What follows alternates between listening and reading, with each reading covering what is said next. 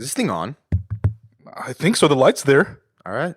Hey everyone, this is Pat. This is Posh. And this is the Founder Hour podcast. We're glad you're here. We have a big episode coming up, but before we get into it, we just wanted to remind you guys to please subscribe, leave us a rating, and a review, and follow us on Instagram, Twitter, LinkedIn, Facebook at The Founder Hour. Thank you guys for being here. Spread the word and enjoy the show.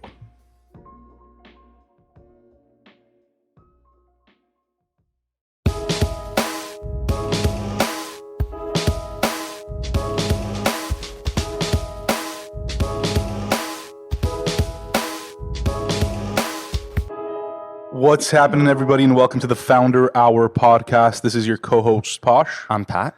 And we're pleased to be here with Daina Trout, the co-founder and CEO of Health-Ade Kombucha.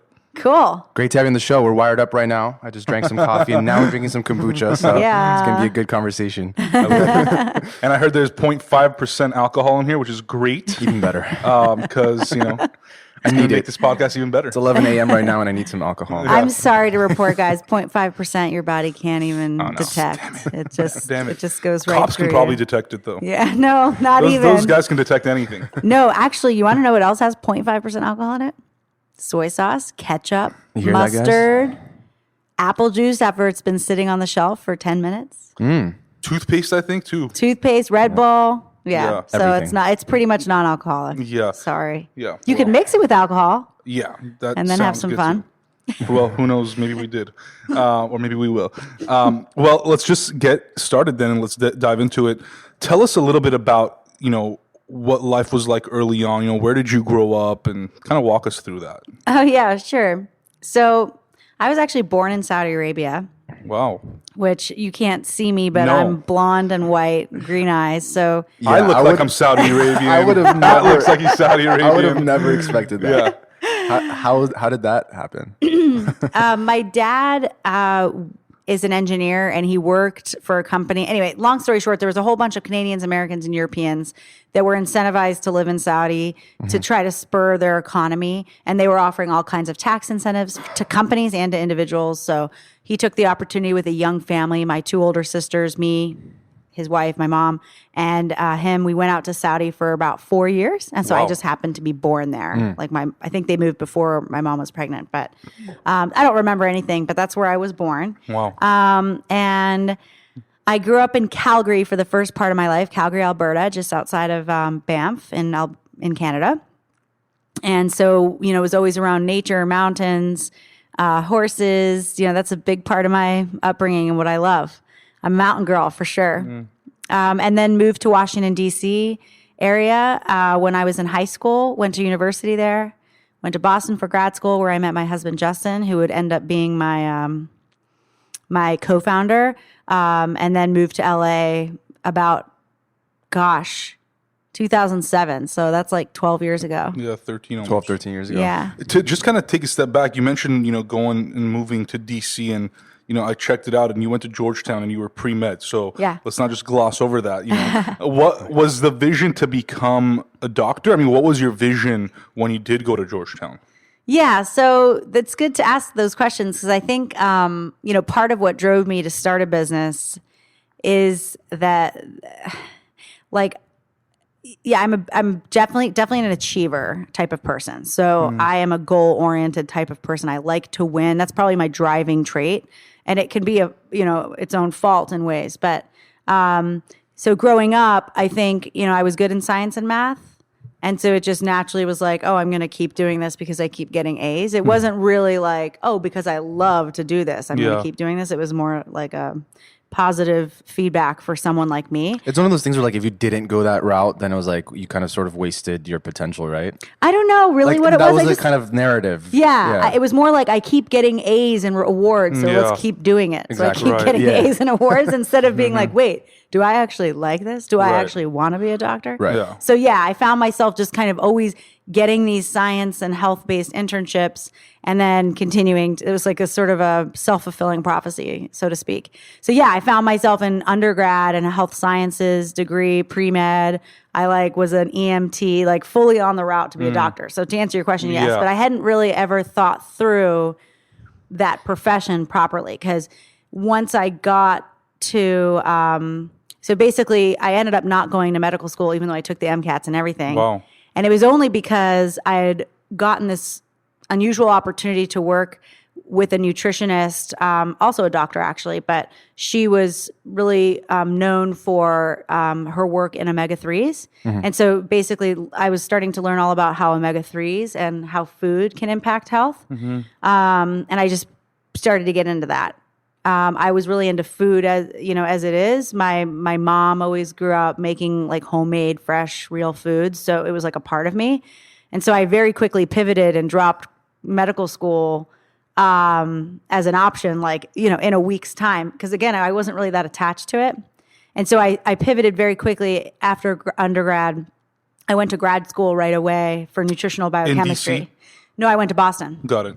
To Tufts. Yeah. It's so interesting because this is something that we see so often where, kids that are like 18 years old coming out of high school make this huge commitment to go to college to study something that they've never even taken the time to research and like, is that what you want to do? Like maybe shadow somebody that's 10 years down the line. Is that who you want to become? I know. And you take this huge risk and everyone's guilty of it. Like it isn't something that is being taught in schools as much, I feel like, where it's like, do your research and look like 10, 15, 20 years ahead of time. And if that's who you want to be, then you're making the right choice. Otherwise... Yeah, I 100% agree. I mean, and it even continues past high school because after college, I didn't really know, right? I mean, I so quickly switched from like, okay, you've been working toward being a doctor. Now you're just going to flimsy, just flip to being, and I was doing my PhD to get a nutritional biochemistry degree, which turns out you have to sit in a lab all day, which I hated. So I dropped that 2 years in, went to public health. I mean, people are like, wow, you've got so many degrees. I'm like, yeah, I was really just not sure what I needed to do. Yeah. And to be honest, I feel like the whole time I was supposed to be an entrepreneur. I just didn't know it yet. Yeah. Because back in high school, I was in this great tiny school or a great school with a lot of awesome support. It was an all-girls school, private. Okay, so there were a lot of positives about it, but the negative side was I didn't get to see what the options were.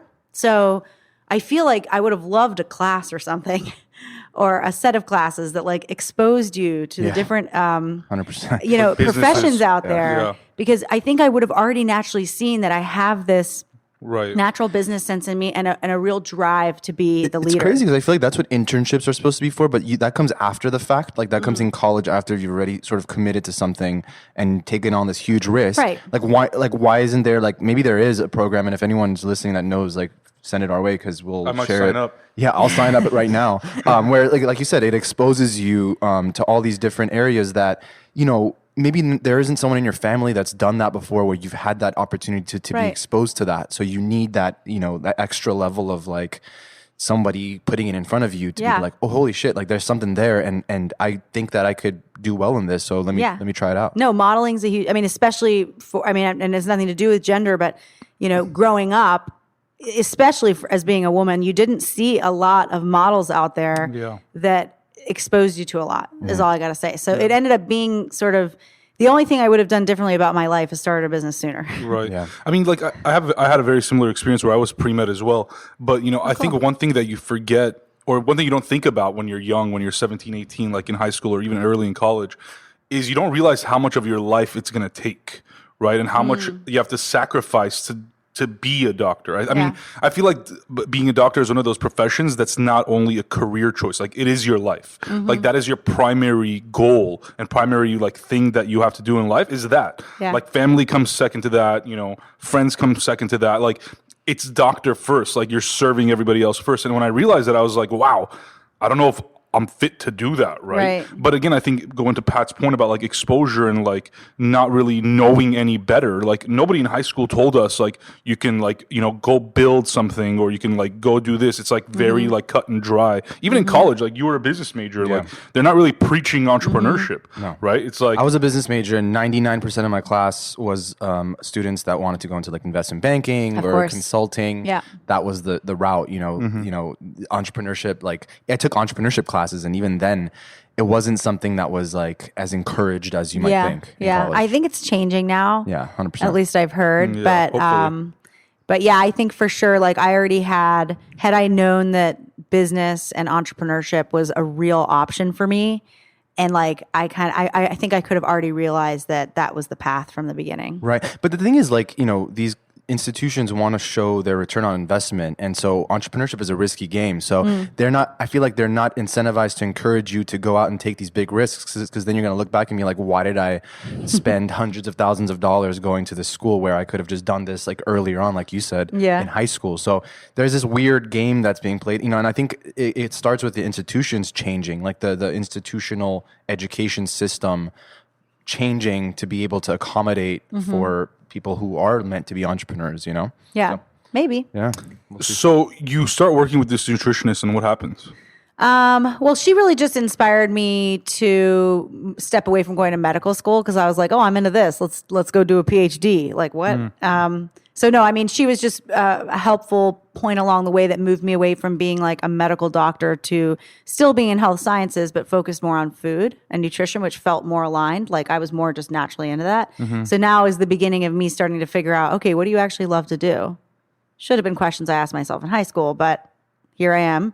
And so that drove me to go to Tufts. And I went right after Georgetown to Tufts to grad school, moved to Boston.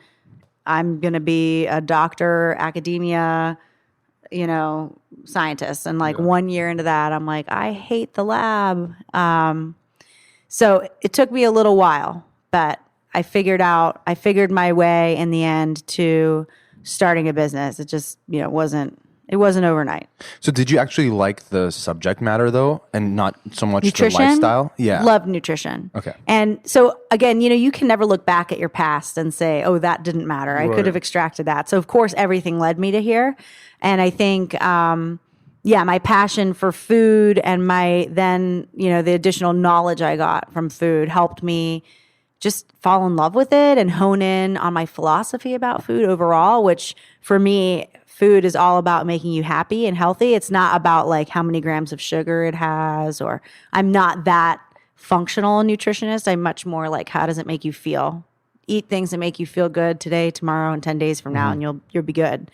So when I honed in on that philosophy, I started cooking and fermenting. So I learned how to make kombucha in grad school, even though we weren't learning about kombucha in grad school. If that was it makes sense. A thing? I mean, back then? Not really. Although in my grad school, because everybody was in nutrition, everybody was into like sprouting things and fermenting things. So for sure, like the students, I think I learned how to make kombucha from a fellow student. It wasn't like something we learned about though. We were learning about like how vitamin K impacts the metabolism cycles. It was very sort of scientific and medical in a way. But we were playing with food. And before we kind of get into the topic of kombucha, something we always talk about is how sort of passion is something that is something that's developed and not so much something that like from the get-go, like you fall into it sort of. Yeah. And those are the types of careers that are stem from passion, as opposed to someone thinking. Rarely is the case where someone has a passion from a young age that they pursue all the way through, and there's a lot of like stuff that I've been reading about lately about that. But for you, I guess, how did you? I guess the fact that you fell into this passion for nutrition, can you? I guess, is that something that you had growing up that you could allude to, that there was like a situation where you're like, this is why I might be interested in this? Yeah, I love that you're bringing up passion, because I think there's a lot of assumptions that are incorrect about people and why they do things. So, for example, I think many people assume because I started a kombucha company that I am like crazy passionate about kombucha. And the truth is, I love kombucha. I drink one a day, but it's not like, to me, any better for you than a strawberry or a really good steak.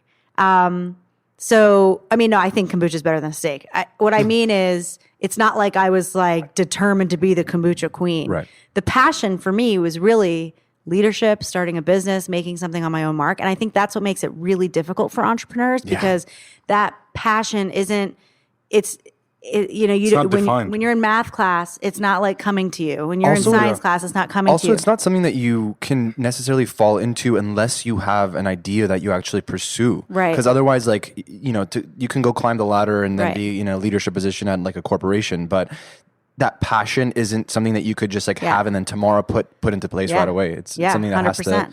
Yeah. So 100%. That's the tough part about entrepreneurship is it's mainly about, if you feel like you have those skills to be a good leader, the next step is just find an idea that you want to pursue, and then and leadership's only one part of entrepreneurship. Like I would argue, there's a lot of entrepreneurs who aren't great leaders. For me, leadership is one of my strengths. So that was sort of a passion found later. But yeah, I think a passion to start something, a passion to build something. That's something that you kind of, like, to your point, without the idea, it's really hard. Like, who says I have a passion for business? Well, I say that now, but so back in the day, I would mention my mom cooked all the time. And so food was, like, real good food was always a part of my life. Mm-hmm. I wasn't allowed to drink soda, and, like, it was always kind of a healthy house. So for sure that impacted my drive to go to nutrition school and my drive to eat well and treat myself well, and, be interested in learning how to make kombucha. And by the way, that wasn't all I made. I made homemade kimchi and sauerkraut and all that stuff. So today, like, I love to cook, and that's definitely a part of this whole story. Right. But again, it wasn't, let me put it this way. When the way Health-Ade started, Justin, Vanessa, and I, so Vanessa's the third co-founder, Justin is my husband, Vanessa is my best friend.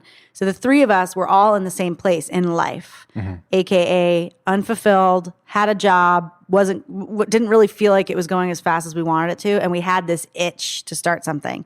So we started an entrepreneur club between the three of us, and it's not like the first day. And where is this at? In LA? In LA. So so you met your husband at Boston. Tufts. Well, he was a musician. Okay. At Berklee College of Music, like real musician. Yeah. And real musician, not just like, pick up the guitar from time to time. Like he had a slump on his left side because he was always carrying a guitar. Like real musician. So kind of on paper, not an expected match, especially since he was the lead guitarist for a band called Tony Reeks of the Grave. Oh, geez. Greatest punk band that never was. Anyway, we met there. We had a choice after school to move to LA or New York because of the music. And I was just done with the cold. So we picked LA. Sounds like the best choice. Yeah. So we had I remember an old blue Saturn, and whatever fit in the car came with us on that drive. We couch surfed for a bit, and I looked for a job. And I was like pretty decorated from a degree standpoint, but I wasn't interested in all that stuff. Like, I wasn't interested in being a social worker for public health. I wasn't interested in being a dietitian. So it was like I had all these degrees, but they really didn't do much. So I ended up getting a job in a pharmaceutical company. I got a sales job. I know. Before you mentioned that, I was going to say, for any entrepreneur out there that doesn't like any of those roles, you usually fall into sales. That's kind of like, that's what the next step is. Basically. Yeah. Because you're just like, you're a good self-starter. Exactly. And at least you'll be around people, like spend some time. Yeah. Yeah. So, and I also, had like $200,000 in school bills, right? I went to Georgetown and Tufts. So I was like, how am I going to get a job that helps me pay for this was the other thing. So anyway, that worked. GSK hired me. I was starting to, and my first day, I got paired with Vanessa. Okay, so she was my team. Like, we got paired in twos. So that was kind of serendipitous. What was Vanessa's background? Vanessa's from LA. She's from Encino, so a real Valley girl. And super smart. Also had a science background. She went from undergrad to right to GSK. GSK was her first job. Got it. So when we got paired together, I think she had been working there already a year in sales, and she was like top sales. So they always pair one of the top salespeople with the newbies, which was me. So very happy we got paired that day on the same team. Obviously, we became fast friends, but we had no idea yet that 5 years later we would start Health-Ade together. Yeah. So we had a 5-year journey at GSK together. It started in sales. She maintained her position in sales. She moved up for sure and always won all the awards. But I pivoted about a year or two in, also did really well, and ended up getting an opportunity to go into what was called change management at the company. And this was a real key reason I jumped ship and started Health-Ade. So it might be a good idea to talk about it. Yeah, sure. But the change agent... Is that under HR? Like an HR? So this is back in, I want to say like 2011. This is right when generic companies were coming out. So all the branded drug companies were starting to lose money. Yeah. And so there was a lot of attrition where the salespeople used to be there for 20 years and making $200,000. Like the companies were now starting to lock down. We had like 4 layoffs in the past year. So it was kind of like morale was down. Yeah. And so they basically took 12 sales reps across the country. It was like sort of a very innovative thing. They took 12 sales reps, top sales reps across the country, gave them each a region and said, your job is now to improve engagement of our employees in this region. Like unstructured, unlimited budget. You know, you've got a goal. This is the year. This is where your engagement scores are at the beginning of the year. Your job is to change them at the end of the year. Here you go. So there were 2 things I learned from this process. First, that I was really good at being in an unstructured place. And I knew that I was especially good at this because all 11 other people, you know, we were kind of a team that were set out to do this, all the other 11 change agents. Everybody was really struggling with that amount of sort of autonomy. Right. You know, what are we supposed to do now? So what do I do on Monday? You know, and I was like, don't ask, just go. Do something, yeah. And so it was just kind of apparent to me. I'm like, I'm like very comfortable with this. And I just loved my job. I just loved that I could build whatever I wanted to do, go wherever I wanted to go, you know, spend whatever I wanted to spend. I mean, I wasn't like reckless, but I was able to be creative in how I, you know, approached this problem. And so like, what are some of the things that you were doing? So I flew to every single team in the region. And what you were in the... I just sat down and talked to them. And what region were you in? I was in all West Coast. Okay. So I had like everything from Washington down to Pacific California. Northwest, yeah. But all the way down to Southern California. Okay. And I just met with every single team, but it was like, and this was the second learning. I had like, just like a crash course in people, motivation, performance, engagement. I learned what teams perform, why, what managers suck, why, you know, what makes people unhappy, what makes them happy. And I ended up winning the award by far that year. And then they put me back and I learned so much. So I was kind of like, cool. They put me back in my sales job because it was just a 1-year internship. And I felt like I was in prison. Yeah. Like I was like, that's a big change. Hell no. Yeah, because it's a completely different job. Yeah. It's like, you know, they say like the best salespeople aren't always the best managers. You know, like a lot of salespeople, the next step up is to be a manager and to manage a sales team. But many people don't want to be managers. They just want to stay in sales. I guess in your case, what did you just learn by doing in that case, or why do you think you were so good at it? Was it just natural to you? Or? I think I'm naturally a good communicator and I connect with people, and that in turn has been my strength. And again, not every entrepreneur is going to have leadership as their strength, but you got to know what it is you got. And so that was really my time to realize, wait, I am very good at inspiring others, at getting them motivated, because I was basically able to do this no matter with what team I sat. I could get them to connect back to the company, get inspired again, and start rowing in the right direction, and happily. So I kind of walked away being like, wow, I'm actually just naturally good at this. And especially as I watched the other people not succeed as much, I'm like, okay, I'm good compared to others at this. So when I got put back in that job, it wasn't that I didn't like sales or wasn't good at sales. It was more that I just now suddenly wasn't having that autonomy anymore, and I couldn't create my own world. And so it was like the most miserable year ever, even though I had done really well. Yeah. And you know, it was the instigator to me say, hey guys, AKA husband and best friend, like I got to jump and do something. Yeah. And they were like, you know what? I hate what I'm doing too. What was your husband Let's do doing? It together. So he was still trying to make it as a musician in LA. And there's so many of them out there holler at you because it is so tough. You make all this amazing things. Like you make all this beautiful music and this art and this creation. And you send it out and it just like hope to God it comes back. But it doesn't often. So he worked on the side as an assistant for an entrepreneur. And that was another reason he was like, guys, let's just start something. This guy's depositing $90,000 a week, you know? Yeah, I feel like you get to a certain point. At the time too. Yeah, if you know you got it, that bug, or like you know you can be a good entrepreneur because you have the skills, you get to a certain point where it's like the line between you and the person you're reporting to, who happens to be the entrepreneur that took that risk, is like so small. Like it's so thin where you could just do it yourself and work for yourself and have control over your own destiny, right? Yeah. An itch is you'd said itch. It's a really bug good, itch. or bug. Yeah, it's a really good way to put it because it's almost like you have no choice. Yeah. It's not that it's not scary. It's very scary. Yeah, it's terrifying. It's terrifying. It's horrible. I was like crying every night. It was like, there was no reason for me to do this. I had a secure job. I mean, besides the unhappiness part, I didn't have an idea of what business I would start. There was no quote passion. Like it was sort of a dumb thing, but that's why I think when I meet other entrepreneurs, I can always pick them out when I talk to them because it's like you have this calling and you can't help it. Eventually, you're not going to be able to not do it.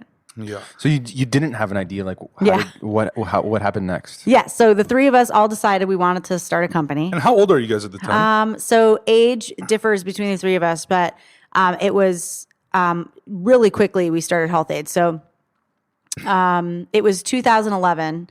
I'm 38 now. I think I was around 30. So. Is that right? Yeah. I'm around 30. Vanessa's like 6 years younger than me, so she's 24. Justin's 3 years younger than me, so 27. So you guys are very young. We're young. We don't have money. We don't have kids. We don't have a mortgage. Yeah.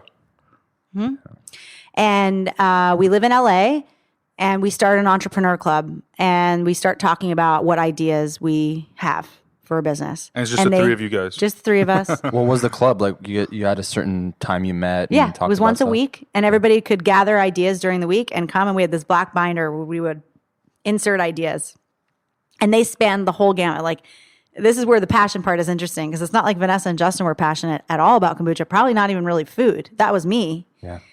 So my ideas were usually food based or at least wellness based. Whereas I remember one of the ideas was like, how do we keep knee-high boots from slouching?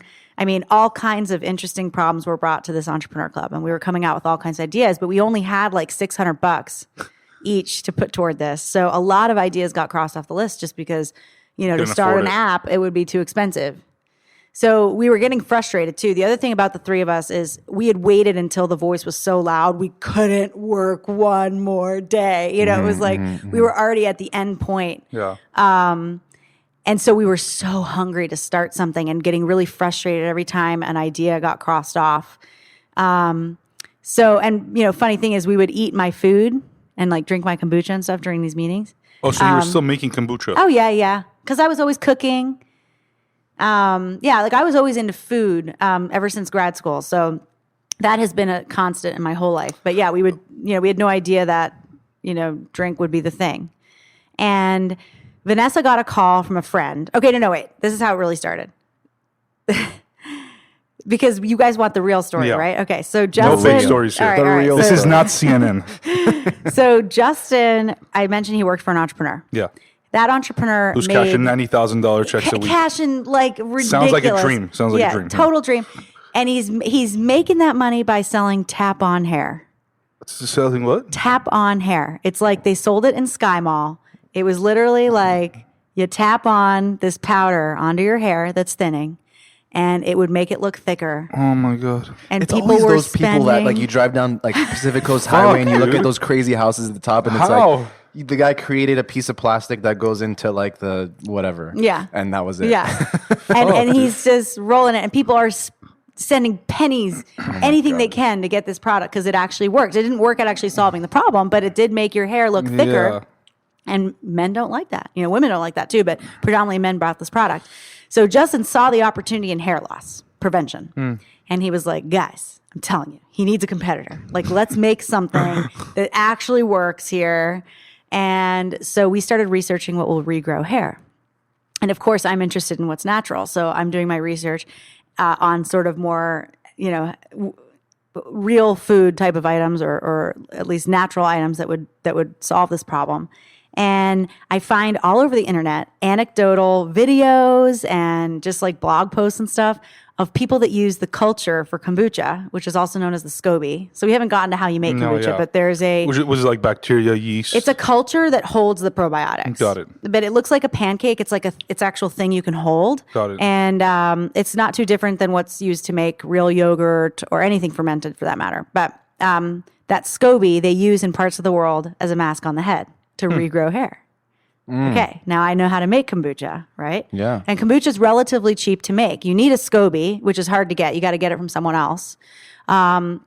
But I already had mine from Boston, which originally came from Tibet. Wait, could you tell us a little bit more about like why you have to get it from somebody else and like? Yeah. So it's a little bit confusing, but so the way you make kombucha. So we'll take a little side trip here to how you make kombucha. You take sugar, tea, and water. So that starts with a base of sweet tea, like South Carolina style sweet tea. Really? Then you add a SCOBY on top. This SCOBY has bacteria, yeast, enzymes, all probiotics. Mm-hmm. You add that to the sweet tea and you let it sit. And as it sits, the bacteria and yeast eat the sugar and they eat the tea and they make all kinds of byproducts. It's called fermentation. Mm-hmm. It's no different it's very similar to actually what happens in beer and wine. When you let wine, the yeasts on the grape is what actually eats the sugar and makes different byproducts. And there's bacteria that make the acids. So essentially, just like grape juice turns to wine, it's a totally different thing. Or malt, barley, and hops turn to beer, and it's an entirely different thing. Tea turns to kombucha with these probiotics. And so not only does the liquid transform, and when you capture it, you get a really delicious, acidic, slightly tart, slightly sweet, bubbly beverage, you also get all those probiotics because they've doubled and tripled. And so when you drink it, it's got healthy organic acids and these probiotics. So that's why it's a health drink. But it also tastes really good. So it really is a good replacement. When and where for did it originate? Like it's been around Nobody for a long knows. time. Thousands right? of years. Thousands all of years. kinds the of same cultures. way you just explained right now. Or Yeah. like, really? Yeah. Wow. Oh yeah. Like when you make it, if you were to start making this at home, I guarantee you your grandparents, if they're still alive, they'd be like, we used to make that back in blah, blah, blah. But was it called kombucha? I don't think so. I mean, in calls it Lithuania, which is where my heritage is from, they call it arbatine gira. It stands for like, I guess it sort of stands for fermented tea.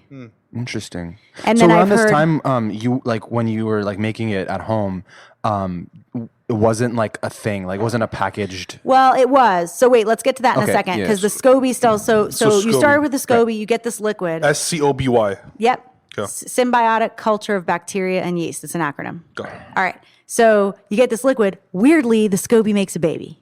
So out of one SCOBY, that fermentation process now produced a second SCOBY. So now you have two SCOBYs where you once had one. Thing? It's like this pancake. It's like a pancake that you could hold. You can hold. And it doesn't fall apart. Doesn't fall apart. It's like it has the consistency kind of tofu. I wanted to say like gelatin almost. Yeah. Yeah. And it's like kind of a yellowish color, and inside of it, the actual mass is just cellulose. It's like useless, but the inside, what's living inside is the probiotics. So it makes two. So from two, you can make 2 batches of kombucha, and then those each make 1 extra. So then you have 4 SCOBYs, and you can make 4, and then 6. And so it's like regenerative. It regenerates. Wow. So we've started we have 250,000 jars of kombucha brewing right now. Those all came from that one SCOBY in Boston. Crazy. Yeah. Wow. So anyway, I knew how to make these SCOBYs. Yeah. Guess all I need to do is make some fucking tea. Yeah. Yeah. Because I got the SCOBY and it just regenerates. Perfect for a $600 budget, right? Yeah. Wow. So we start making kombucha, but not for the liquid. We're cultivating these cultures because we're going to save the world from baldness. That was the idea in the beginning. We start making so much kombucha, we don't even know what to do with it. We're bottling it in the cheapest bottle we can find, which is a brown amber glass bottle that we got from LA General Bottle Supply for cheap. This one now is same color. Custom. Yeah. Right? It says follow your gut and everything. Yeah. But there's an amber glass bottle that we started in that's very similar to this, and that was a stock bottle. Yeah. And it was cheap because who wants to put something in an ugly brown medicine-looking bottle? So it was like 75% off, and we're like, great, we'll take it. And we weren't interested in selling it at the time, so it was just going to be for friends and family, right? I was just bottling it to give away because it was really good kombucha. Yeah. Anyway, so we start cultivating these SCOBYs. We're about ready to try it on Justin, who started to have thinning hair, so he was going to be our perfect guinea pig. And we got a phone call from Vanessa's friend, who was running a farmer's market, and the Brentwood one, and was like, I got a spot for you this summer, March to September, if you want it, at Brentwood. But you got to sign up now. Like, you have like a week. And we're like, remember how thirsty we are to start something, right? So we're like, yes, we'll do it. hanging up the phone, not even having a product yet. Yeah. Like this is still like you're still toying around with other ideas at this point. No, we're basically making scobies that eventually we're going to put into some kind of beautiful, the idea was we would put it into some kind of mixture with avocados and it would be a mask you would put on the head and we'd sell it for $100 a pop. So all three of you, like through this entrepreneur club, had sort of landed on this thing and you were going to pursue this. Yes, we were going to pursue So did you have an idea of what the extent of that was going to be? Like besides just, bottling it up? No, our first step was let's put this on Justin's head and see if it actually works. Yeah. But then we got this phone call. And remember, we're like... you were physically putting it on his head. We were going to. Oh, I see. First step was to get the scobies. Next step was put it on his head, see if it changes. Put the SCOBY on his head or because that would be regenerating? Yes. So we had cultivated at this point like 60 scobies because we had made like 60 batches of kombucha, which made like 60 cases of kombucha. But we weren't worried about the liquid. So we were going to start putting the scobies on Justin's head to see, does it make a difference? But in that period, like shortly after starting this whole sort of process, we get a call from Vanessa's friend that's like, you can start in March. And this is around January. You could start in March, but you need to let us know now. So January 2011. Yeah, 2012. And you and Vanessa at this point had quit your jobs? No, not yet. No. So we were working on the side. I'm sorry, we were working full time. Yeah. Doing this like on Saturdays at this point. Yeah. And we didn't have like, it was just fun to have a project. It wasn't yet, there was no business plan yet. We were just like, let's see if this works. We had like a little project. It was a passion project. A little project, yeah. And so we're like, yes, we'll take the opportunity. We'll take the farmer's market spot, even though we didn't have a product at all, right? All we had was scobies. We hadn't even used it on Justin yet. But we're like, how hard can this be? So, our naivete was probably the best thing. So thankful we said yes on that day. I think so many people would say no because they don't have so many things yet. But I'm so happy we did, because what ended up happening is we spent an afternoon trying to mix scobies. Like what we figured was, okay, it probably works because so many people are saying it works. So let's skip the step of trying this on Justin and let's just start making a product here. So we start mixing the SCOBY, like grinding it up in like a Vitamix with like avocado. And we're like, does it, but it was like gloopy and clumpy. And we're like, okay, this is not going to be like as easy as we thought. And we had like no time. So remember, we had like 60 cases of already bottled kombucha that was taking over my apartment and was actually becoming a real nuisance. So we were like, all right, let's just sell that. Like, let's make some money. Let's just start something. And we'll sell this. It probably won't be the big thing, but whatever money we get from it, we'll put toward the real business. And of course, we've been saying that for 8 years now. So we showed up and we hand taped labels. We made the label, the name, the anchor, follow your gut. It was called Health-Ade. Yeah, we named it all in a table like this. What is it like? What in does about that 2 mean? hours. It's crazy. So Justin was drinking a Gatorade. And remember, the pressure's off because we're just like summertime kind of thing. Yeah. You had asked about, were we the only kombucha at that time? We weren't. Kombucha was super niche. But it was also a new category, right? It was a new category. Yeah. Like it's been around for thousands of years, but it was never like packaged and sold in stores until not more never. so recently. At that time, you could buy kombucha at any natural food store, but it wasn't our brand, obviously. You could buy but was it another branded, brand. Or was it was branded, but not in our opinion very well. Yeah. But that was one of the reasons we didn't think about kombucha in the first place. We're like, we're not going to beat that guy. He's already everywhere. Yeah. We got $600. Like, what are we going to do? But how many water brands are there right now? Yeah, exactly. Yeah. But at that time, we were like, But then we had this opportunity, and we're like, okay, whatever. We'll make some money. And my kombucha is really good, so we'll give it a shot. Mm-hmm. But I had no dreams at that point that it was going to be in the stores yet. Like, we really just thought this was going to be a summertime project. So the pressure's off when we're naming it and designing it. So Justin was drinking a Gatorade, and you're just like... So Justin's drinking a Gatorade at the table, and we're like, all right, what are we going to name this? What's it going to look like? And he's like, you're drinking a Gatorade. And I'm like, well, it's healthier than that. And so he's like, Health-Ade? I'm like, all right, great. So we called it Health-Ade for a couple weeks, and then we just kind of felt like that extra syllable was always taking us back, so we just dropped the Y. The design of the product was sort of pharmaceutical because we had landed on those glass bottles for no strategic reason except that cost was driving that. So they looked already kind of apothecary style. Mm-hmm. So we're like, let's go with that design. Let's make it look like apothecary. And, I drew out a little something with like some apothecary style look, and I sent it to a friend of Justin's who is a musician and also a graphic designer. And for $20 and a case of kombucha, he spit back our first label. We printed it on our, color jet printer at home and literally scotch taped it on.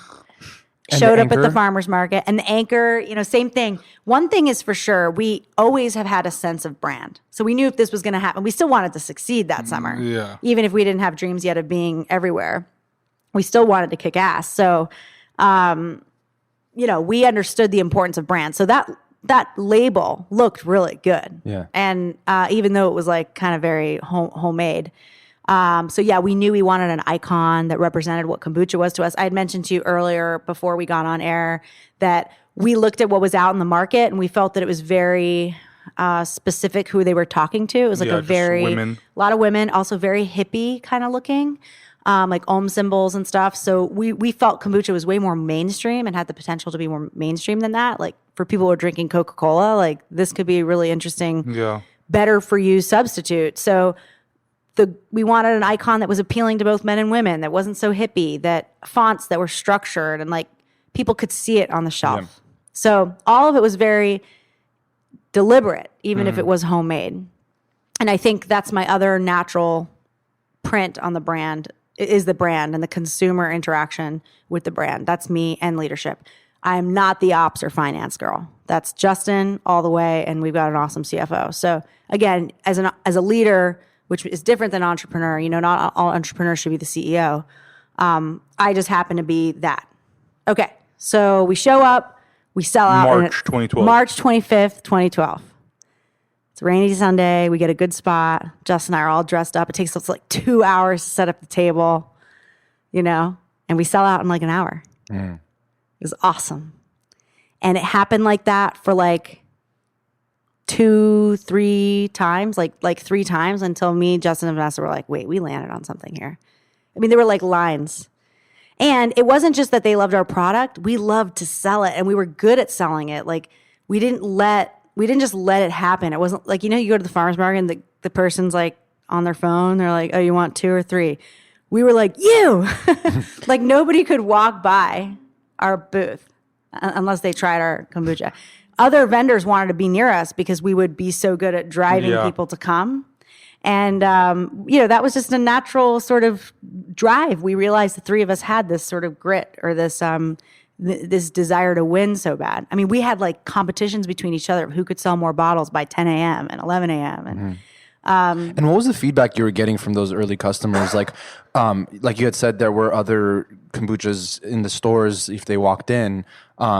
Was it mainly just like it tasted better, or was there more than that? Well, half of our consumers were already kombucha consumers. Yeah. And they would tell us that ours tasted better. They loved how it was made. We made ours with cold pressed juice that we bought at the farmer's market. So it tastes a lot fresher and delicious. Also, we ferment in all glass 2.5 gallon jars. So it's really artisanal and craft. And I think people who are in the farmer's markets probably like that. Yeah. So they were into that. So they would switch. And then a good 50% of our consumers were new to kombucha, but they knew probiotics were good for you. So that was usually what drove them. We would say, you want to come try a probiotic tea? And they'd be like, huh. And so we would have the opportunity to educate them on what kombucha is. And often those people would drink our kombucha and then they'd be like, okay, I'll taste some. And they'd walk around the market with like the sample cup. And then they'd come back and buy a case because they were like, this made me feel so good. Like I just feel really good. Yeah. And so it sort of sold itself in that way. And were you doing like different flavors at the time, or it was just like so we started with 2. Everything that first day was all one because it was those 60 cases of original, which is unflavored, which is really delicious in and of itself. But what does that one taste like? I haven't tried that. So everything only has about a shot of cold pressed juice in it. So it's really a secondary flavor. That flavor that isn't juice, that's what kombucha tastes like. You probably have an original in your fridge. It's really smooth, tart, a little bit sweet. Bubbly. It's really nice. Yeah. So yeah, we started making more flavors and we would basically just buy whatever fruits at the end of the market were on sale and then make kombucha with it. So back then it was very seasonal and beautiful. And you were just making it at home? Making it in our kitchen with a siphon on the weekends and at night. So you sell out, you do this a few times, you sell out each time? We're selling out each time, like by 10 a.m. Yeah. And Like, you're obviously really. making money on this. So. I don't think we quite understood anything about finance at that time. So it was probably costing us $10 a bottle to make at that point, but we were selling it for $5. Oh my gosh. We were just not counting things. It was sort of like whatever cash we got from the market, let's buy those ridiculous star fruits and make a kombucha out of it. It was really not about the money in the beginning. It was about the consumer fit, the traction, the sales. All right, so we very quickly see after 3 that we're like, there's a line down the street. We can't make enough. So we hire somebody for $10 an hour under the table to help us make more. And we are like, instead of doing 1 market, let's do 3. There's 3 of us, 3 people at a market. So then we very quickly went from 1 market to 3. And each, now our time became really strapped because farmers markets are not easy to do. I mean, your day starts at 4 a.m. You're packing the cooler, drive out to the market. You're in the hot sun all day till 2. Then you break it down. You got to drop all the product that you didn't sell off or ice packs or whatever. I mean, it's like you're tired at the end of the day. I'm not sure if you mentioned it, but had you left your job at this No. point? You're still at your job. Okay. So then the next day you go to work and you're like, and then after work, you're right. I'm making kombucha, as much kombucha as I can. We couldn't make enough. It was awesome. How long does it take to make it? It takes a week to 2 weeks for it to ferment. So you got to be constantly making more so that you're bottling. And you're still doing this in your apartment? Mm-hmm. So eventually our apartment literally became like a bed and an apartment filled with kombucha. And, I remember the first time we had, so we used to buy our vessel. So you have to ferment tea in something. Mm-hmm. And we had this beautiful glass cookie jar that we got from Bed Bath & Beyond for $12.99. And yes, we used that 20% off coupon every time. By the way, we still use the same jar. So we would kind of drive all around town buying these jars. And I always want to be a fly on the wall at the management meetings for Bed Bath & Beyond when they're like, this 2.5 gallon cookie jar is sold out in LA every week. And One location everywhere. Everywhere. We would call all of them, anyone you could drive to. It was worth it. Yeah. Anyway, we got them direct eventually from the manufacturer. And the reason I'm telling this story is, the first time we did that, they're like, well, we don't do anything less than a truckload. And we're like, all right, yeah, fuck it. We can do a truckload of these things. Yeah, just bring it to 440 North Sierra Bonita Boulevard, Apartment A. And so they bring an 18-wheeler. Oh, my God. Way more than a pallet. Yeah. They bring an 18-wheeler truck to an apartment in the Grove area. And Vanessa and I are like, all right. And of course, we didn't pay for the lift gate. Yeah. Because that was an extra $100. Yep. So they were like, yeah, you're going to have to unpack this yourself. And the guy just smoked a cigarette. The driver watched while me and Vanessa just unpacked. Multiple cigarettes. Yeah. I mean, we didn't even have a pallet jack or anything. So we had to unpack every single jar. I mean, it was like an 8-hour thing. Oh my God. And he's just standing there. He's just standing there. He's just standing there. But that's a memory of how the apartment doesn't work, at some point with manufacturing. Yeah. Not to mention the fact that it's probably not legal. Yeah. Exactly. So after that moment, we're like, okay, let's get a legit place. And so we found, and this is part of our story, and it's not everyone's story, and it's not the story that has to be, but our story was based on hustle. It was all grit. We didn't have the money to get our own kitchen. We just didn't have it. So we found a friend of a friend who ran a bakery called Cake Bake Shop in Manhattan Beach. She was just a really nice woman. Laura, if you're out there and you're listening, you helped us out so much in the beginning. In exchange for us working her storefront for free, she let us use a part of her kitchen to make kombucha. So we started to shift into this model where we didn't have to pay to use her kitchen, but we paid with our time. So we worked on Sundays in her kitchen. So this is all that first year, 2012. We started in March. By the end of that year, we were in 7 markets. We were starting to make it now in her kitchen. Did you have more people to help you out, or? We only had one person we were paying $10 an hour to help us make it during the But not day. To be at the 7 markets? I mean, how'd you guys split time? Oh, yes, sorry. 7 markets, yep. We had a bunch of people that helped us out. Brian Chiasano, if you're out there. Yeah, a bunch of you. Yep, they were awesome. And we would all compete. We had kickers for people who did the best of the team of 7. We were good at driving sales, people. Yeah. And, we were starting to sell to stores, and stores were really interesting because they're like, and you're not still doing buying, taped labels, or no. At this point, we've got we've even invested in a $5,000 machine that it's a pedal and you push it with your foot. Did you have to raise money, or was it Not just yet. money you made? At this point, it's all farmers market driven. So you guys have made money. Yeah, I guess so. I mean, we hadn't paid ourselves yet. Yeah. But we were I at meant least the business we has made probably money. were breaking even. Got it. Yeah. With the exception of like what you would have had to pay the three of us though, because we were really working for free there. Yeah. So basically we found ourselves, when we sold to stores, so a few local stores wanted to carry Health-Ade, and we were like, yeah, whereas at farmers markets, we're busting our asses to sell one bottle, per person. They're buying 6 cases at a time or 60 cases it's like at a a PO time. that they give you. Yeah. So we were like, this is definitely the way to grow. It was sort of like farmers market ain't it.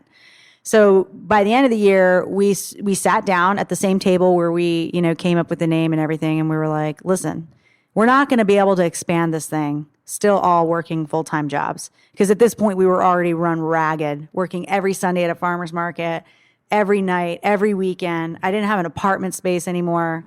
We were just like, if we're going to give this a real shot, we got to quit and do this right and just put our forces 100% into this. And that was an easy decision for all three of us, even though it was super scary and everything about it felt uncomfortable and insecure and vulnerable and all that stuff. It wasn't an easy decision, but it was easy, but it wasn't simple. I don't know. Yeah. And I'm assuming you had saved up some money at this point. Some, but not enough for this to be a reasonable decision. Yeah. Maybe a month. So you had to start. We were making living money on quick. $7 a day for the following year until we got our money from investors. So you're not eating? Justin and I were like eating cup of noodle. ramen. Pat's favorite meal. Cup of noodle. Friends. My sisters lived in LA. They used to Invite hook me us up with over. food. I mean, really, bread. Yeah. Yeah. So you quit your job. All of you quit your jobs. We all quit our job at the end of 2012. January 3, 2013, we show up and we're like, fuck. Yeah. We got to make some money here. There's no paycheck coming anymore. Yeah. And sorry for all the swears. I hope that's okay. You're fine. All right, good. Yeah, we encourage it. Good. I know you can trust people more when they say fuck, right? Mm-hmm. Yeah. I feel the same way. So, yeah, I mean, but what was so cool, I always say there are certain marquee moments along the journey, and that was one of them. Quitting our jobs was one of them, because now the three of us not only had the drive and the fuel and the fire to do something because, there's no cash coming, but also we had more time and all the brain energy in the world to put toward this. Not to mention that time is more efficient now because you're not working like a shitty job. You're actually working towards something that's your own and you're passionate about. So. Yeah. So we're like focused and we're starting to think smart, and we're like, wait, it doesn't make sense if we're all technicians here. So who's going to take what roles? And so that's when we really started building the company side, not just the product. And so Justin naturally ventured toward more operational role and, took on manufacturing. I naturally took on brand, marketing, and leadership of people, which we didn't have. So really it was brand and marketing. And Vanessa took on sales because she can sell anything. She is such a hustler. And so that 3 sort of job thing worked, and we still had some people helping us in the brewery.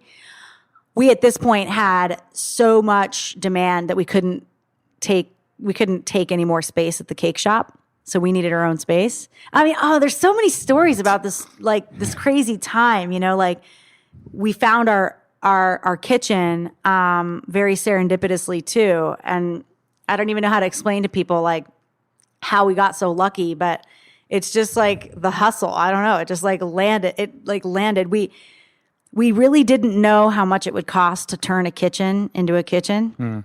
From a public health perspective. Yeah. So we drove around Gardena. We saw a for lease sign. We went in. We saw that other food companies were using the adjacent sites. So we knew it was going to be permittable. Mm-hmm. And it was $3,000 a month. And the landlord seemed normal. And we're like, great, let's do it. Sign lease here. We had $3,000. Gave it to him for, first month's rent.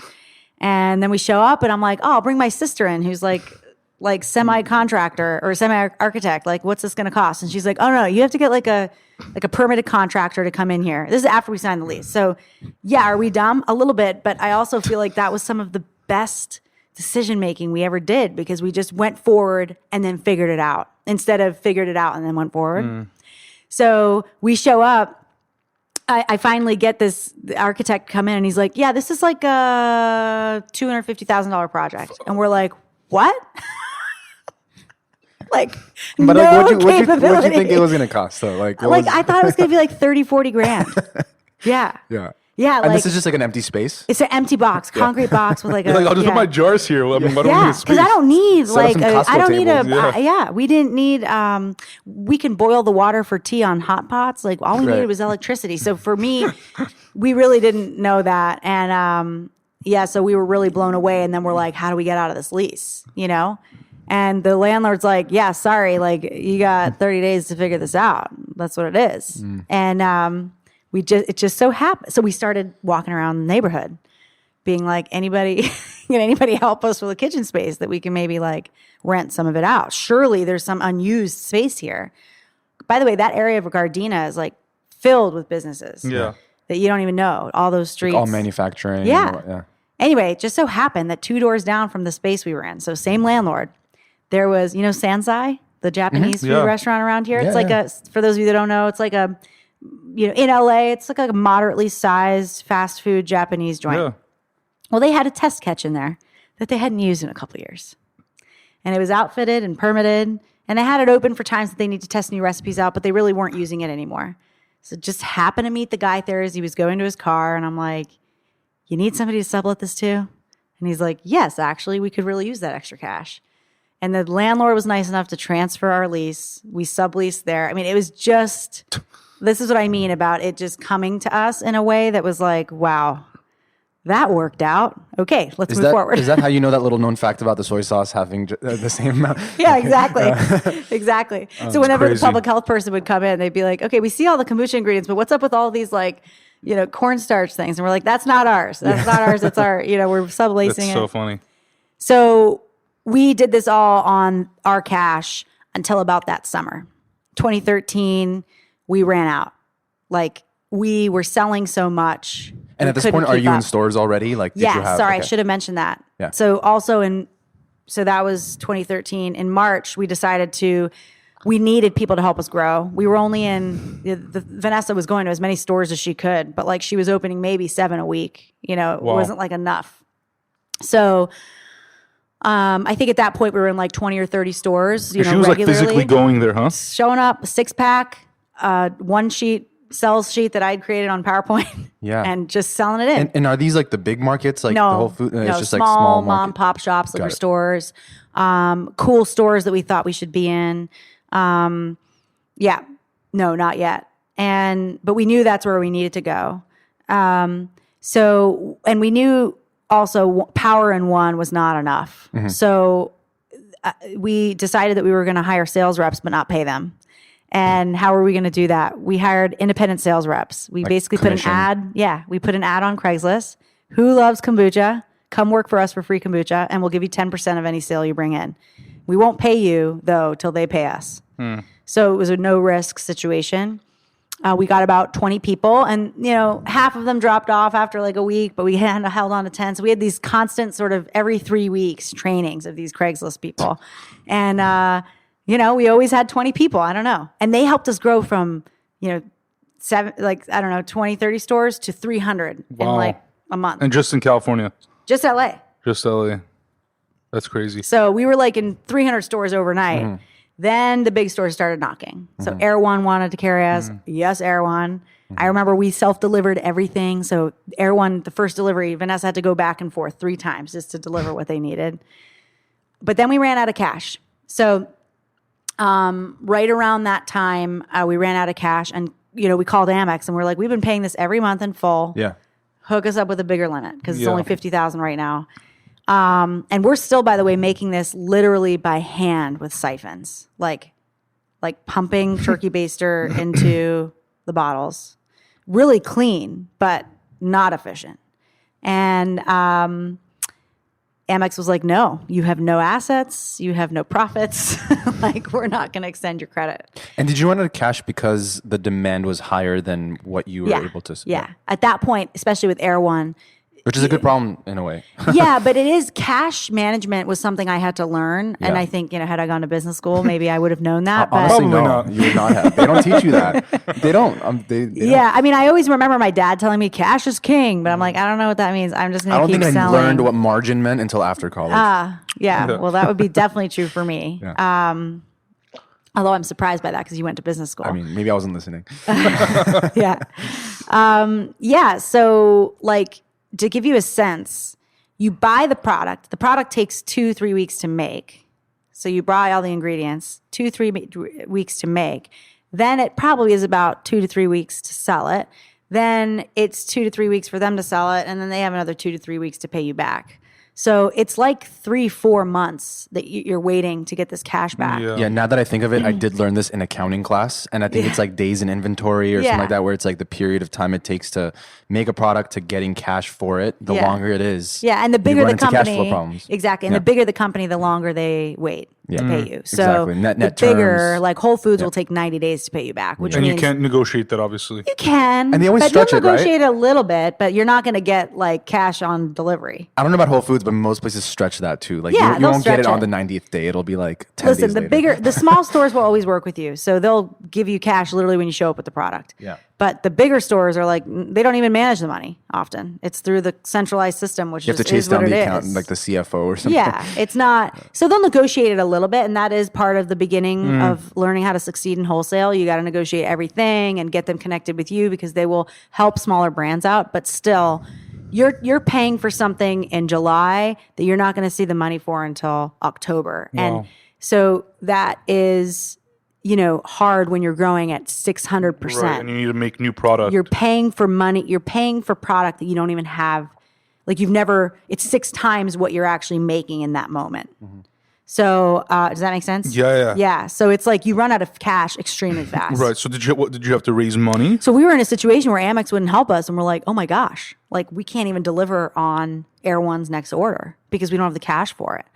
And so that really opened our eyes to the cash situation. And we went to friends and family and basically asked for a loan. And our, really close family members helped us out with about $100,000 collectively. It wasn't a convertible note. It was literally just, sign here, we'll pay you back in 6 months with 2% return. Interest, which is sort of an unheard of loan. Yeah. And it was really only one that your father would give you. But, right. We had a few people that were willing to help us out, and so that got us through, but it opened our eyes to, we need to find investment now. And nobody would give us a loan. No bank would give us a loan because we had no profits and no history and no assets personally. So really our only option was investment. And we didn't feel that we had time to do friends and family. Because that would have taken a really long time to find people, and we just didn't have the time either. We were so busy making kombucha. Right. Yeah. So we sort of put our feelers out to investment banks, and we were like, ones that were investing in fellow beverages. And Are very these like quickly, venture capital firms? Or? Yeah, like private equity. Okay. Venture capital. Just basically, we had some friends. We were just like, yeah, can you pitch? Can you just pitch Health-Ade? And we a little bit were in the right place, at the right time. Kombucha at that time was starting to grow. Mm-hmm. And it just so happened that a fellow kombucha company, Kavita, who now is sold to Pepsi or owned by Pepsi, they were on the shelf well before us. They were about to do a deal with this one private equity group, and it ended up not working out. And so they were already all researched on kombucha and the category, and they were already convinced on it, such that they were about to do a deal with these guys. And so I think they were a little bit bummed when it fell through, and Kavita went with someone else. So then they started looking for other kombucha. So they were looking for us at the same time that we were looking for them. Wow. And so it just so happened that it was a bit serendipitous like that. Handed them a pomegranate Health-Ade. They were like, this is the best kombucha we've ever had. Like, it's hands down the best. And we're like, how do we fucking get $1 million from you, man? Like, great. So what's the next step? Good or Right. We were so green. It was like, so what's the next step? Kind of like, so we didn't really look at any other investors. It just felt right. The guy who was the managing partner there his name is Tom First, and he started Nantucket Nectars. And he was like an idol to me because he was somebody who understood our plight. He had started something literally from scratch, built it all the way to sell to Ocean Spray, I believe, and has been in the business now since then. So just a real veteran. He's an East Coast guy. East Coast guy, Boston. Yeah. So a lot of ties, just a lot of respect for that guy. And he would have been he was going to be our manager, private equity manager. So we just felt like it was a real fit. And so we signed, and we were able to. So they gave $1 million. It was actually 2.5. Although I'm not supposed to talk about that. But yeah, that was a long time ago. So I think it's fair. Statute of limitations is passed. Yeah. So it was more money than we wanted. We thought we only needed 100,000, but Tom was so experienced. And he's like, I know it feels like you're giving your baby away, but you need $2.5 million. And you know what else? In a year's time, you're going to need another 2.5. And we're like, he doesn't know who he's talking to. We're like the hustlers. Yeah, no. And a year later, we were like, we're out. So listen, that private equity group, First Beverage, was a really important partner for us in the beginning. They invested in a company that was doing less than $1 million in sales. That's a big risk, giving that kind of money. Obviously now it's worked out. We're in 30,000 stores. We'll sell close to 5 million cases this year. Wow. Got over 150 million in retail sales. I think I said 30,000 stores. So it's a real business now that I think it's now one of their prized sort of portfolio companies, but they took a risk in the beginning, and I will always appreciate that.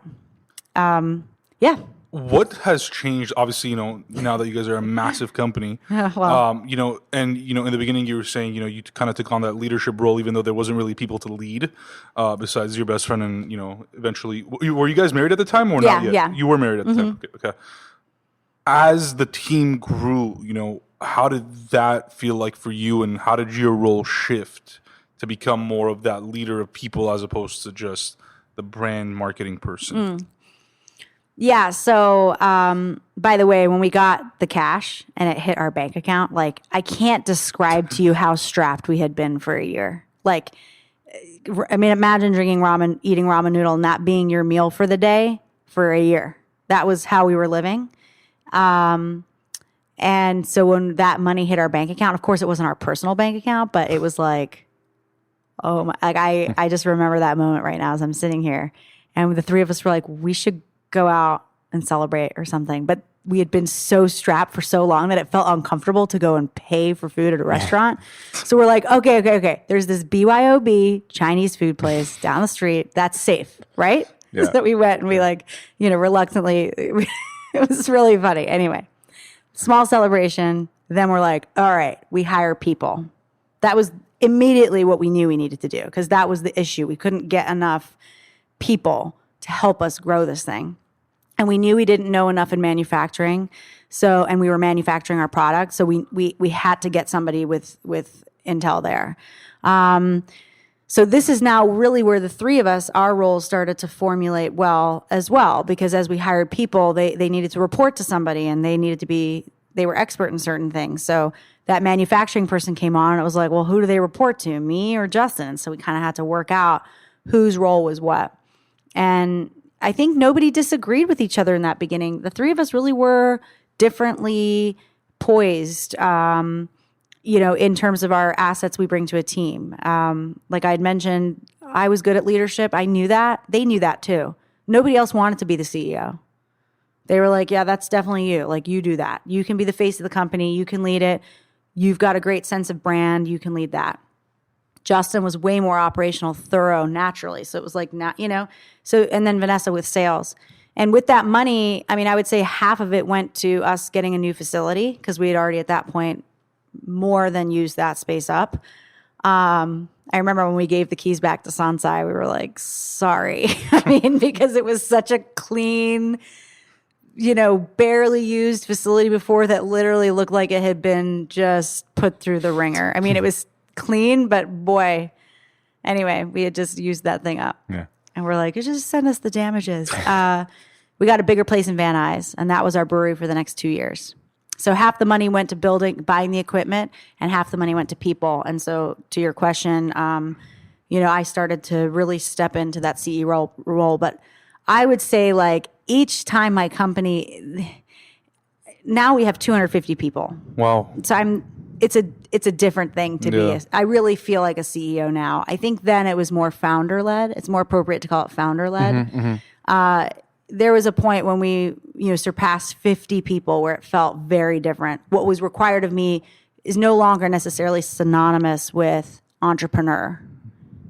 And then now for sure. So it just so happens I was both, but it's not always the case. Was that a tough,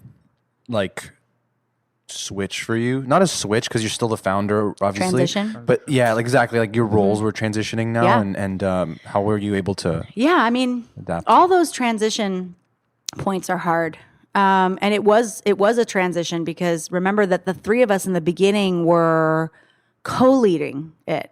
Sure, Vanessa took on the sales stuff, but we all picked up the broom, and nobody really reported to each other. It was sort of a triple-led business, founder-led, really. We used to make all of our decisions together for the most part, big ones, and it was majority rules. When the company started to get way bigger, it changed. It needed to change because there needed to be one leader that was building the strategy, and it got to a point where we didn't always agree the direction of the business. But we were smart enough to understand that disagreement, we weren't going to let it break this amazing thing that was growing. So we kind of all understood inherently that there needed to be a leader. And even though we may disagree, that there's got to be a new process now that works. And that was hard. I think Justin naturally and I disagreed the most. We're the most different. And, the sales side, it's hard to disagree with because the sales side, it's just like, fucking grow. I mean, if it works, it's like, it works going. And just grow. So we kind of always kept Vanessa out of it. It was like, just keep going, man. And she naturally understood like stores, bigger stores, natural, conventional, LA, New York. So it was like she already just naturally did that. Nobody ever disagreed there. I think why Justin and I disagreed is like his opinion about how we should position the product to a new consumer was different than mine. And so, it was tough for sure. I mean, forget that we're married too. Did that affect, I'm curious, did that affect the relationship at all? Of course. And I can definitely see how those end in divorce. But it won't for us because we were really, really deliberate on how to manage this right. But I know a lot of people go out and start businesses with their husbands or their wives or their best friends. And all I'll say is that while I know that's a natural fit because obviously you trust each other, you communicate well, you spend a lot of time together, don't mistake that time together in business as quality time together as a relationship. So you really, even though you might be seeing each other all the time and spending time together, your relationship is suffering if you're not feeding that too. Right. Were you feeding it at all? No, not in the beginning. And we had to learn that the hard way over years and years that it was impacting us. And now we're at a place where we're very deliberate. Like when we come home, you don't talk about Health-Ade. And it's very hard to do that. And of course we don't win at that every time, but you also have to carve space out in your calendar for dates and, going on vacation together. And like, we've gotten so good at it now that like, we're so much stronger for it actually. Like, I think we have one of the strongest relationships of anyone I know. So it's not that I don't recommend it. It's more that, we had a lot of hard times in those transitions, moving from founder-led to, and then each of us individually have had to step up in a very big way as leaders, Like, I mean, even yesterday we had like a full-on corporate diversity training and I was sitting there like, this is so different. Like we have a corporation now with like HR and like once HR comes into the picture, then it's like we have a real company. Yeah, and we're talking about like diversity. Like this is just next level. I mean, I really had a moment yesterday because I remember very vividly that just 3 years ago I was able to text my whole team on one thread. It's way easier to lead a business like that. You can be a founder and just a strong entrepreneur and do that. But there's a point where now you need to be actually like a strategic leader and maybe you need to know that about yourself so you can pull somebody else and empower in. like the other leaders in the company that have a lot of people reporting to them to be the same way or like to be a good leader. Or delegate it. Exactly. This may be a stupid or weird question, but like, did you know how to be a CEO? Well, there were parts of it I knew. So I naturally always had that ability to inspire others, communicate. So I was always good at like engaging the team. They always knew what the business was doing because I was like very good about knowing already that like, yeah, that's what you have to do. Because remember back in those GSK days, the unhappiest and least performing teams were the ones that didn't know. They felt disconnected. They felt micromanaged. So I was very kind of giving with my information. I made it a point to always connect with the teams often. So that stuff was natural. So that's a part of being a CEO, inspiring others, motivating them to do their work, making sure everybody's rowing in the right direction, the same direction. Right. So that part I think was natural. Then there's the actual strategy piece. Like, are you making the right decisions? What is your strategy? And I think I can't take the credit for building our strategy alone. Although I do have a really good vision for the brand somehow and how it fits with the consumer. So that was natural. But like, we also just kind of knew where we lacked. So like, I didn't have the strategy for how to build the structure of the business, and we had to hire out for that. It's like we knew, we had to hire a CFO. There are other parts of being a CEO that I didn't know. Like, for example, when you're doing like fundraising, which in a fast growth business like this, you're probably doing every year. That's like, you're expected to do that and build and lead the business. Like there's no, it doesn't matter if you're fundraising or not. So, and fundraising is extremely time consuming. So I found myself like 50% of my time managing the stakeholders to the business. But I'm like, I need to focus on the business. Hello. But that doesn't matter. Like that's your job. It's also your job to get the money. So like you kind of forget that. You think that it's like their job or something. So I had to learn through this process of like, oh, wait, this is my job. Like I'm actually viewed from them, like my private equity people, on how well I can bring money into the business. Okay, wow, that's a thing I didn't even realize. I thought it was just about growing Health-Ade. Did you enjoy that, or like, do you enjoy that? I don't enjoy that part.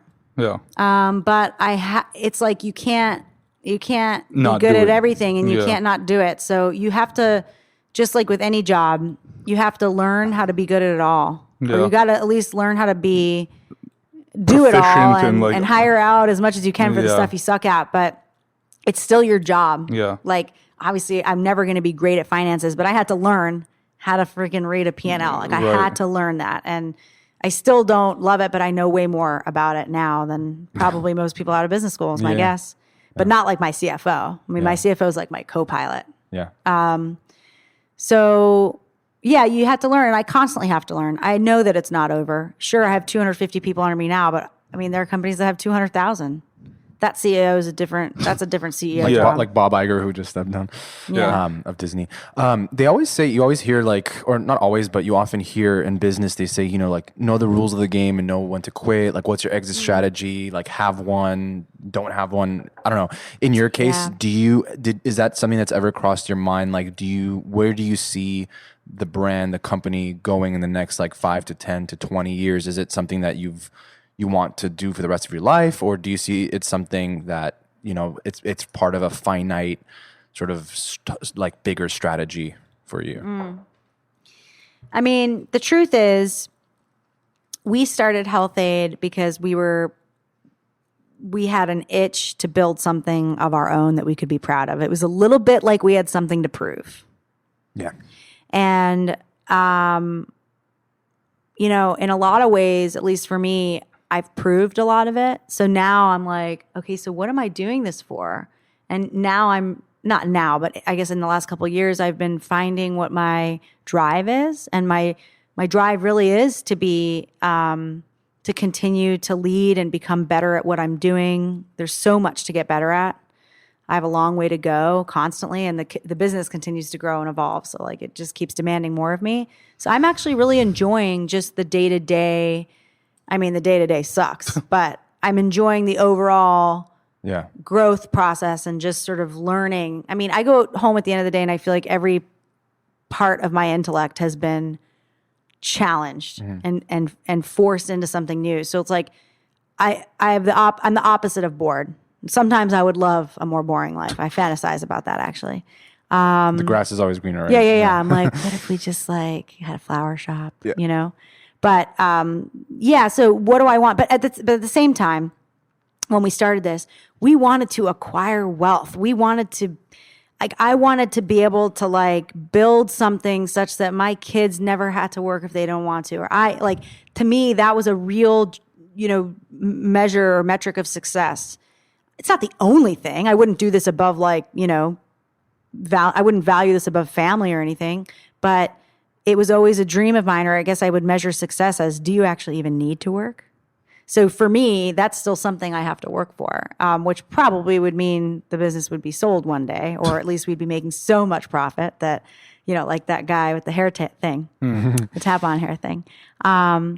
So yeah, I mean, that's still a driver for me, for sure. I want to get to that place where I'm doing this only because I choose to be here and not at all because I need to be here. But when that comes, what's my driver then? I don't know. So it's hard for me to say, where am I going to be in 5-10 years? But I know where Health-Ade's going to be. Health-Ade's on its way to being in every fridge in America, period. And when that acquisition or profit position happens, who knows? There have been opportunities along the way where I thought it would, and then it didn't. So knowing what you know now, do you think that guy that was cashing in $90,000 a week or whatever was legit? Yeah. I mean, he was. He found a market and a product fit for that market. He was probably it was just like him and like 2 other people probably. He had like 12 employees. Yeah. And it just worked. And businesses and that's the other thing when you think about business, and you guys talk to so many business owners, every business is so different. Yeah. Every industry is so different. It requires different things. Beverage. And the goals of the founders are a lot of goals times of the founders. different. I mean, you asked a really good question. You could pay yourself a lot of money if you wanted to, but sure. like, does that mean that you're sacrificing the future growth of your company or what? Right. I think if I were to ever do, I don't know what I would do again or if I would have done something differently, but I certainly can see that understanding a strategy from the beginning, the end strategy, do you want to make this a lifestyle business? Do you want to sell this business? It's an important conversation to have because for sure when you bring investors in, they want to sell it. 100%. They want to make money in 5 to 7 years usually. So if you're signing up for that, you're now signing up for a train of growth. And that is a lot of fun in some ways, but it's, I always say if you're growing 4 times what's normal, you're also having 4 times more the problems of what's normal, 4 times the growth required of yourself that's normal, 4 times the 4 times the everything, except Stress. 4 times less cash. Yeah. Yeah. So it's pros and cons. And I think, I don't know if we would have done anything differently, but there's no question that me, Justin, and Vanessa all were aligned that we wanted to. This was our first job, and we were always broke. So for us, it was about acquiring not wealth to be flashy, but like wealth to be free, and that still holds true for me. Well, now that you're a mom, CEO, like when do you have time? Like, do you have time to do anything beyond those 2 things? Like not much. Yeah. Not much. And I've had to really learn that the hard way. I think I always say that in business, sometimes every day it's like this, but there are points of like very dark, swampy mess of despair moments, where you're just so, for whatever reason, it's so hard and you don't see the light. I have been in those moments and realized that I was spreading myself too thin and doing too much. And for whatever reason, you think that that's good for the business, but it's not. Like you go on maternity leave, for example, which I really wanted to do this time because, you only have your kids, these babies once. And 3 months I took. And you were not doing anything company related? Emails here and there. I do like in the first month, no, but but no, not nearly what I was doing leading before. The company? I was. Yeah. But I realized you don't have to be there every single day in that moment. Like all these moments of growth often involve me delegating and elevating. Yeah. And delegating and elevating. And that the business is actually better when that happens. So like, how do I find time to do things? Well, the answer is first you got to figure out who's on that fucking lifeboat with you, because there's no question that running a business, whether you're the entrepreneur or not, it's a lot of time and it's a lot of stress and it's not normal. So you just don't have as much as other people that have normal 9-to-5 jobs or whatever. That's just what it is. So what else is on that lifeboat with you? Well, for me, family is the thing. I need to also give to myself enough to feel like I can be my happy self so that I can continue to resource those 2 things very well. But that's all that fits in. Yeah. So everything else I have to say no to. And do I want more social life? Yes, I would love that. I miss those days. I was rocking out on the way here to the Pinkerton album because I remember how good Weezer was. Do you remember how good Weezer was? Yeah. And I used to party. So just not right now, not this chapter. So you have to prioritize what doesn't fit in right now because you are focused on some big dream that takes a little bit extra work. So it is what it is. Get over it.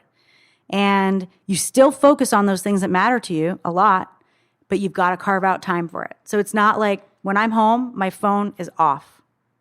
So that's been really hard to do. And some of my team, workaholic type teams, will be like, I'm calling you at 8. And I'm like, sorry, not till the kids are down at least.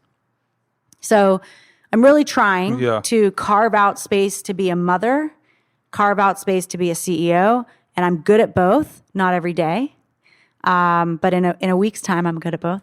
Do you do anything to any self-care and what does that include? Yeah. So I was saying sort of I take care of myself more because those two things matter to me so much, family and business, that I have to be in the best health to be able to do that. Yeah. And I have to be happy because who wants a fucking bitchy mother or CEO for that matter? Yeah. So I have to give to myself enough to be like joyous is what I say, or like myself. Yeah. My nickname is Bubbles.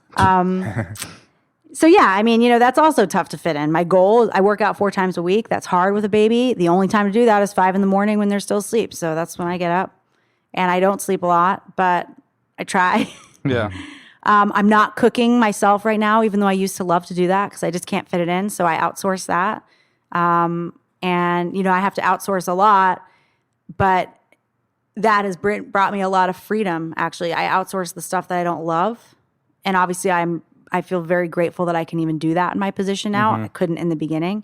But that's all the ways that I take care of myself. I don't put the expectation that I have to cook and clean and do laundry and run the business and be a mom. Right. Like I have to set some of those there's literally no time. Yeah. And then, I get somebody to come and massage me once every 2 weeks. That's like a thing. Sounds like heaven, yeah. Yeah. It's my thing. Take baths, you got to take vacation from time to time. I'm pretty good about that stuff. Like I can tell now at this point of this business, it wasn't always like this, that like I can tell when I'm burning out. And you just got to pull yourself out of the game, even just for a day, if you're like that. Because if you don't do it, it's going to be burnout and you'll burn everybody else around you out. You're not good at anything when you do that. Yeah. Right.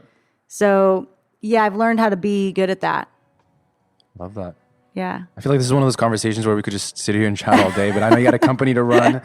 This has been so amazing. Thank you for, sharing your amazing story and your wisdom, and we can't wait to see where Health-Ade goes from here. It's been a blast. Thank you. Thank you so much, guys. Thanks, Daina. Thank you.